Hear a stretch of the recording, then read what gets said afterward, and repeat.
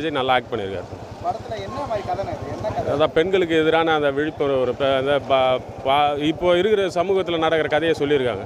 அது நல்ல கதை தான் ப்ரோ. படம் எல்லாருமே பார்க்கலாம், தேட்டரில் பார்க்கலாம். எமோஷனலா இருக்கு ரொம்ப. கிளைமேக்ஸ் இருக்குது, நல்லா இருக்கு, அருண்விஜய் எப்படி நடிச்சிருக்காரு? நல்லா சூப்பராக நடிச்சிருக்காரு.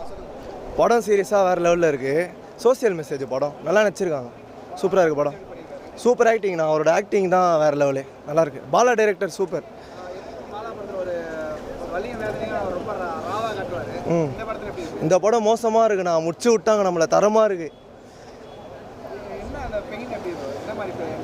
பெயின்னா ஆக்சுவலாக சோசியல் மெசேஜ் மாதிரிண்ணா, பொண்ணுங்க மேலே கை வச்சா என்ன நடக்கும்னு சொல்லிட்டு அதுதான் படமே, கான்செப்டே தான்.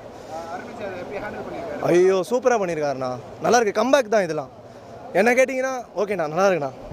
நம்மளுக்கு தான் சக மனுஷர்கள் எல்லாருக்கும் உண்டான படம் தான். எல்லாரும் உணர்வுகளுக்கு மதிப்பு கொடுக்கன்றது தான்.